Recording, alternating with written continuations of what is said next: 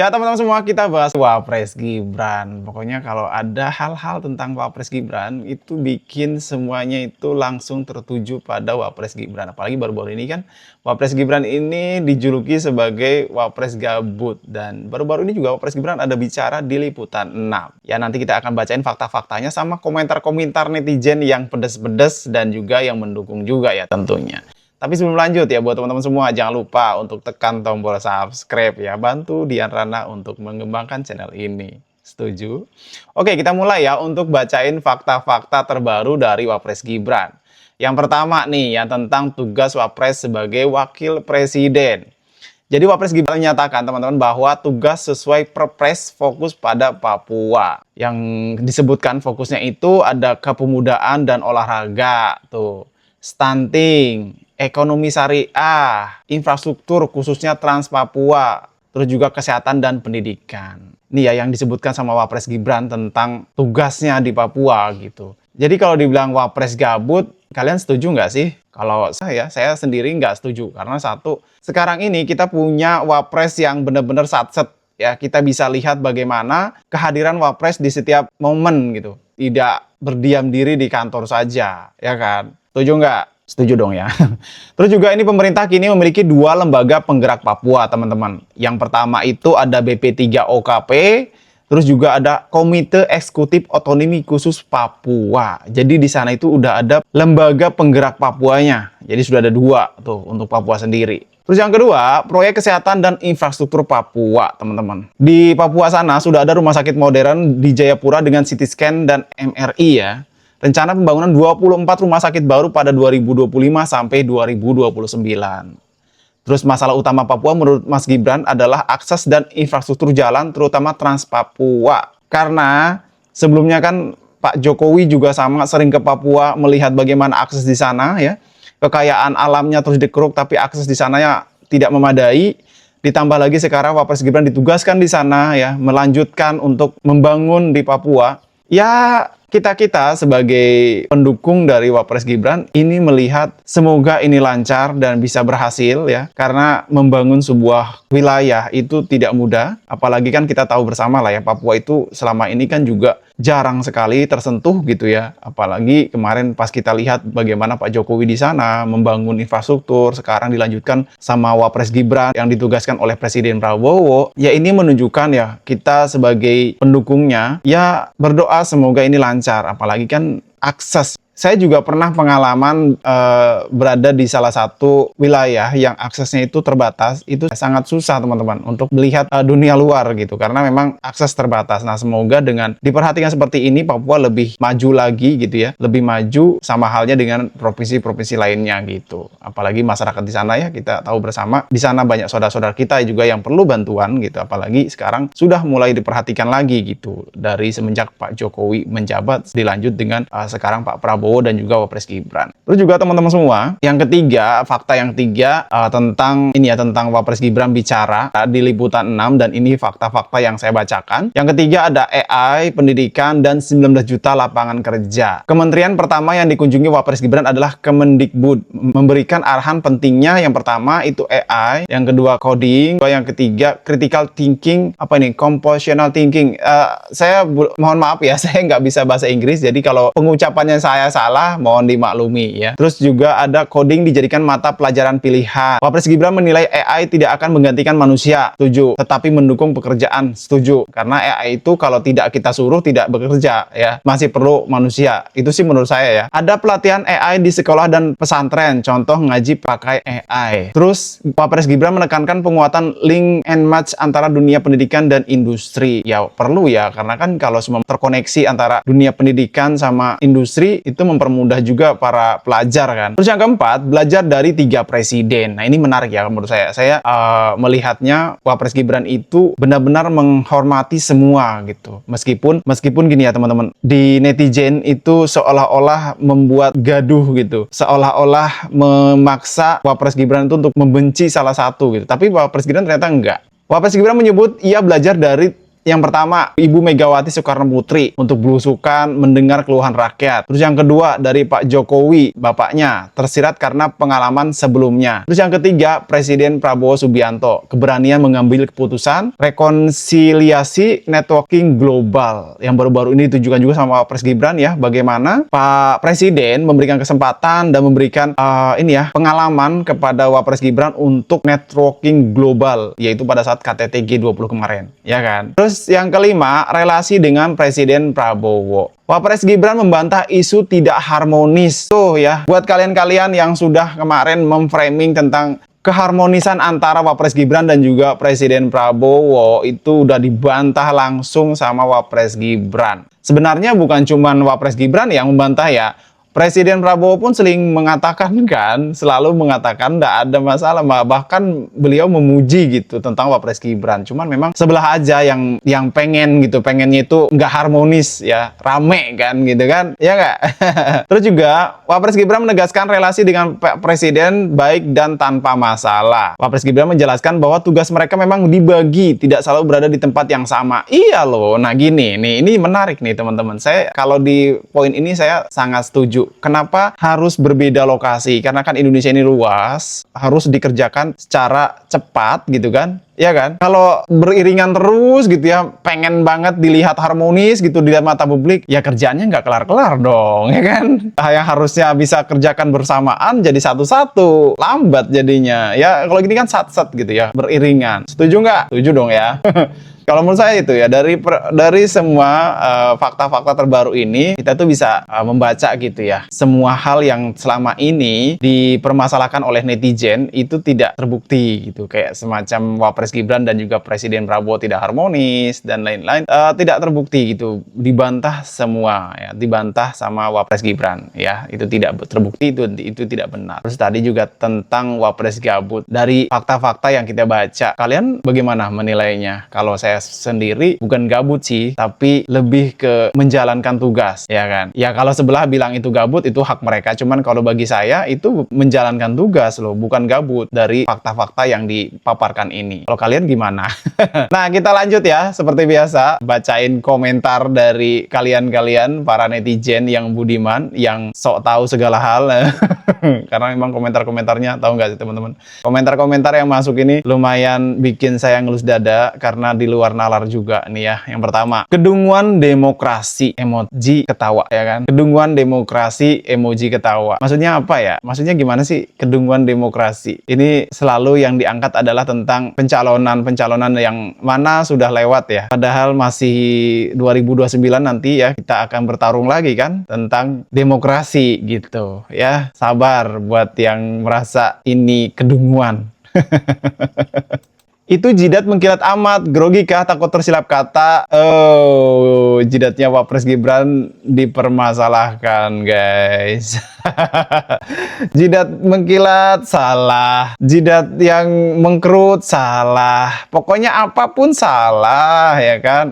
Ngomong-ngomong, jidat saya mengkilat nggak, nanti dipermasalahin juga nih?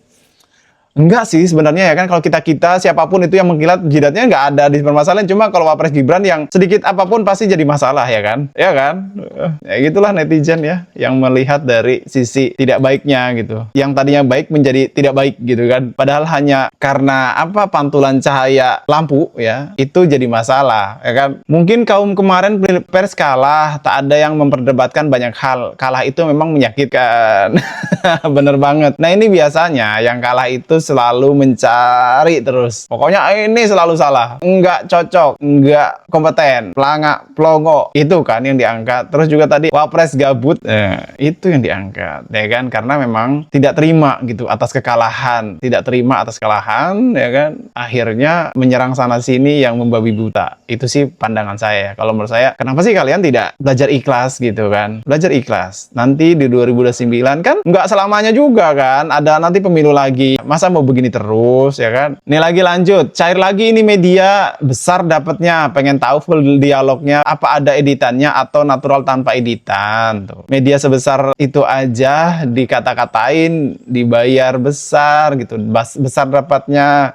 Apalagi seperti kita-kita ini ya, saya sebagai kreator konten pasti ya wajar gitu kalau dihujat tentang bayaran, tentang buzzer, tentang ternak ya. Saya jadi makin terbiasa nih karena media sebesar itu aja dikata-katain sama netizen ya.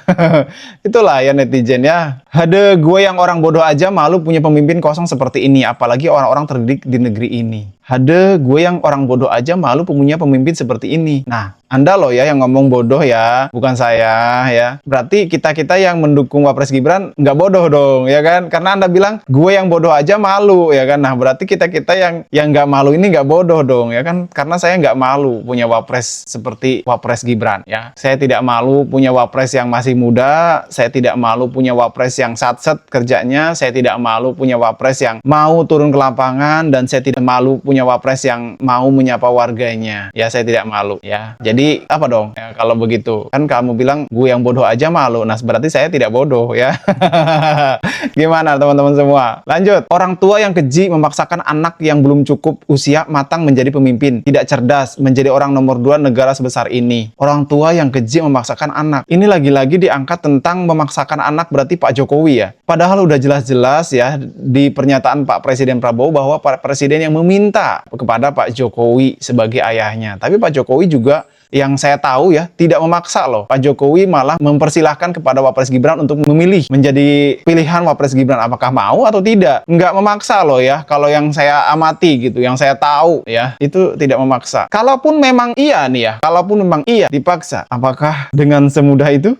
Kayaknya anak muda sekarang tidak mudah dipaksa oleh orang tua kalau tidak sesuai keinginannya, ya. Justru kalau ini menurut saya, satu, ini permintaan Pak Presiden Prabowo, yang kedua, direstui oleh Pak Jokowi tentunya, dan yang ketiga, Wapres Gibran ini juga sependapat gitu. Tidak ada paksa-maksa menurut saya loh. Kalau menurut kalian gimana?